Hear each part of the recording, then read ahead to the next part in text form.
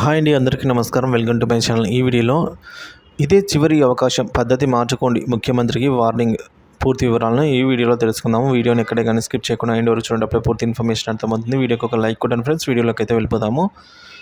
ఒక ఓటరు ఒక ఓటుకు 5 కోట్ల బేరం పెట్టుకున్న చంద్రబాబు ఆడియో అయితే బయటపడింది అంటూ 50 లక్షలు ఇస్తూ బయటపడ్డ వ్యక్తి రేవంత్ రెడ్డి. ప్రపంచమంతా చూస్తుండగానే డబ్బు ఇచ్చారు, అన్ని సాక్ష్యాలు ఉన్నా ఈ కేసు ముందుకు సాగకపోవడానికి కారణం వ్యవస్థలను మేనేజ్ చేయడమే అని 7 ఏళ్ల నుంచి కేసును రకరకాల కారణాలతో సాగదీస్తున్నారని సుప్రీంకోర్టుకు ఇదే చివరి అవకాశమని స్పష్టం చేసింది. రాబోయే రోజుల్లో చంద్రబాబుకు ఈ కేసులో శిక్ష తప్పదని ఎమ్మెల్యే ఆర్ఏ చెప్పారు.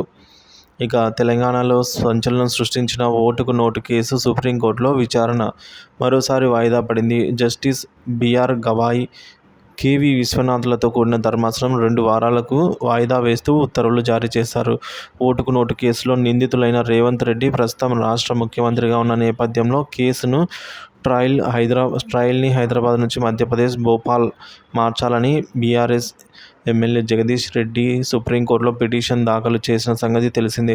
ప్రభుత్వం దాఖలు చేసిన కౌంటర్కి రీజాయిండర్ దాఖలు చేసేందుకు తమకు 2 వారాల సమయం కావాలని జగదీష్ రెడ్డి తరపు న్యాయవాదులు అయితే కోరడం జరిగింది. సో విధంగా మొత్తానికైతే అన్ని సాక్ష్యాలు ఉన్న ఈ కేసు ముందుకు సాగకపోవడానికి కారణం వ్యవస్థలను మేనేజ్ చేయడమే అని అయితే అంటున్నారండి.